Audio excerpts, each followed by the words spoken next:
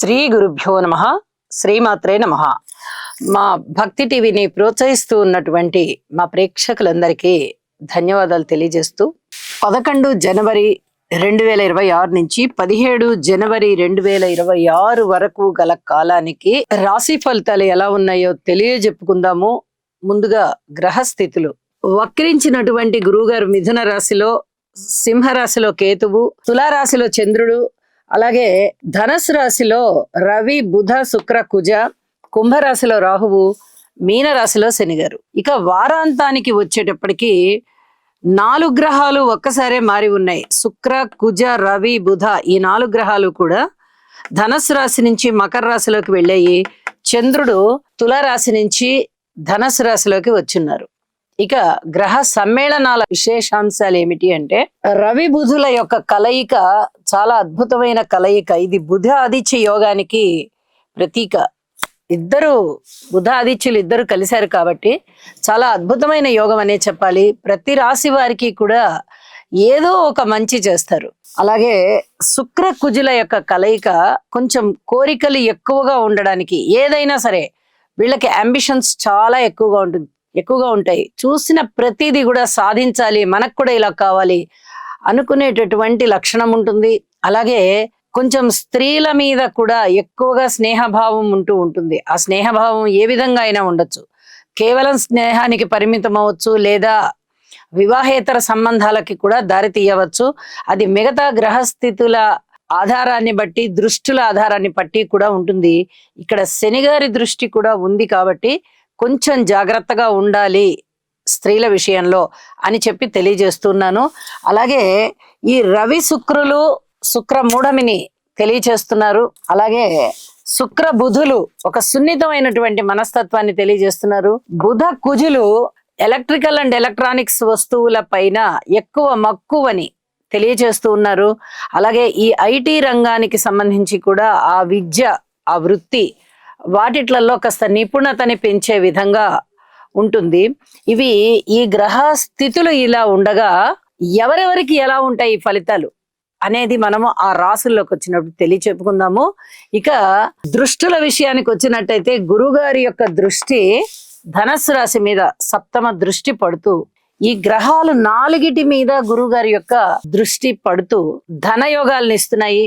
అలాగే విద్యా సంపదని పెంచుతున్నాయి, జ్ఞానాన్ని పెంచుతున్నాయి, పని సామర్థ్యం, ఉద్యోగ జీవితంలో చాలా చాలా మంచిగా చాలా బాగా చేస్తున్నారు అనేటటువంటి ఆ విధి నిర్వహణని సూచిస్తూ ఉంటుంది. అలాగే భూమికి సంబంధించి తగాదాలు లేకుండా, ఏదైనా వాహనాల కొనుగోలు విషయంలో, అమ్మకాల విషయంలో సజావుగా జరిగిపోయేటట్టుగా, రియల్ ఎస్టేట్ కూడా చాలా బాగుండేటట్టుగా ఇవన్నీ కూడా గురువుగారి దృష్టి చేత చాలా బాగుంటాయి. ఇంకా ముఖ్యంగా చెప్పాలంటే బంగారం బిజినెస్ చేసేవాళ్ళు, ఈ గోల్డ్ వ్యాపారస్తులు, తయారు చేసేవారు, వీళ్ళందరూ కూడా చాలా చాలా బాగుంటారు. ఇక శనిగారి యొక్క దృష్టి కూడా దశమ దృష్టి ఇదే ధనస్సు రాశి మీద పడుతూ ఉన్న కారణం చేత వాహన ప్రమాదాలు కానీ, హృద్రోగాలు కానీ, అలాగే ఏదైనా కొనుగోలు అమ్మకాల విషయంలో ఇబ్బందులు కానీ, వివాహేతర సంబంధాల విషయంలో కాస్త గొడవలు అవడం కానీ, అలాగే వివాహేతర సంబంధాలు ఏర్పడడం కానీ, స్నేహానికి అన్యాయం జరగడం కానీ, ఇలాంటివన్నీ కూడా ఉండే అవకాశాలు ఉన్నాయి. అలాగే గురువు గారి యొక్క నవమ దృష్టి రాహు మీద పడుతోంది. ఇది నాస్తిక భావాల్ని తగ్గించేస్తుంది. ఇది చెప్పదగినటువంటి సూచనగా తెలియజేస్తూ ఉన్నాను. ఇక గ్రహాల యొక్క విశేషాంశాలు ఇప్పుడు చెప్పుకున్నాము. రాశుల యొక్క వివరణలోకి వెళ్దాము. మకర రాశి వారికి ఈ వారం రోజుల కాలము ఏ విధంగా ఉంది అంటే, 3 గ్రహాల యొక్క ఉనికి మాత్రమే బాగుంది. తృతీయంలో శనిగారు బాగున్నారు, దశమంలో చంద్రుడు బాగున్నారు, అలాగే వ్యయస్థానంలో శుక్రాచార్యుల వారు బాగున్నారు. మరి మనం ప్రతి వారం చెప్పుకుంటున్నాము, అవమానాలు ఉండడానికి అవకాశం ఉంది, అపనిందలు ఉండడానికి అవకాశం ఉంది, అలాగే కొంచెం మీ మాట తీరు మార్చుకోవాల్సిన పరిస్థితి కనిపిస్తోంది, మాటకి చలామణి ఉండడం కష్టంగా ఉంది, కుటుంబ జీవితంలో కూడా ఇబ్బందులు ఉంటాయి, అన్యోన్యత కనబడబోవడం లేదు, మాతృవర్గ రీత్యా కూడా కొన్ని రకాలైనటువంటి ఇబ్బందులు కనిపిస్తూ ఉన్నాయి.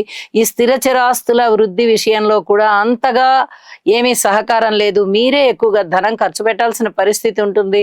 అలాగే వివాహేతర సంబంధాల విషయంలో అధికమైన జాగ్రత్తలు తీసుకోవాలి. మకర రాశి వారికి ఎవరైనా మిమ్మల్ని పట్టుకొని అంటే ఆశ్రయించడం, పట్టుకోవడం అంటే ఆశ్రయించినట్టయితే ఒక పట్టాన వాళ్ళు మిమ్మల్ని వదలరు, అలాంటి పరిస్థితి ఉంటుంది.